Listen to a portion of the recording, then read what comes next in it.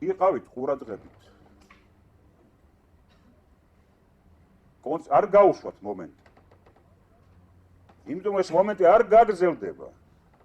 მხოლოდ ერთი წამით არის მოცემული.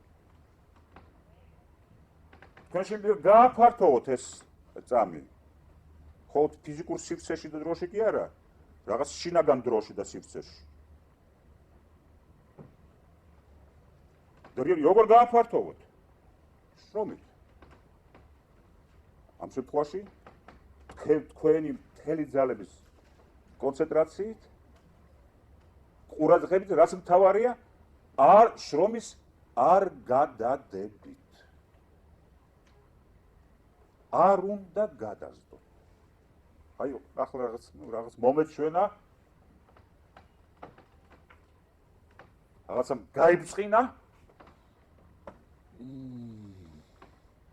რაღაც შთაგონებაა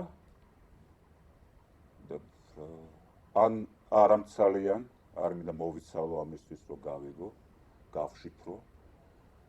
ან ფიქრობ, რომ ხვალ უფრო ჯანზე ვიქნები და მოვწყვიანდები და გავიგებ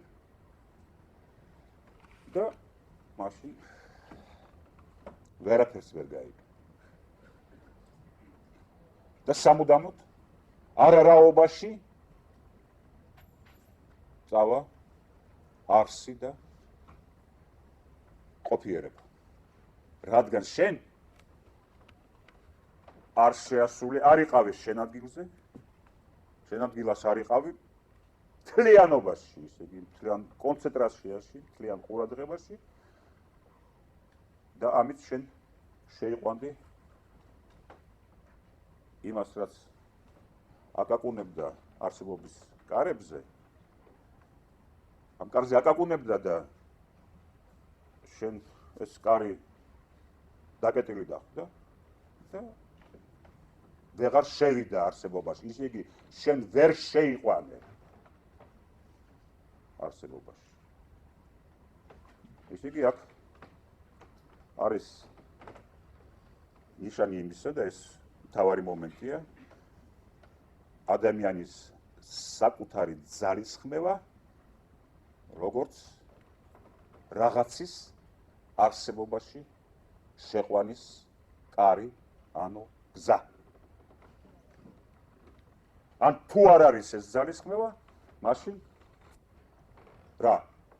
მაშინ ვიცით, რომ უკვე ვიცით სხვა მიზეზების გამოცდაც, რომ თავისთავად არაფერი არ არსებობს.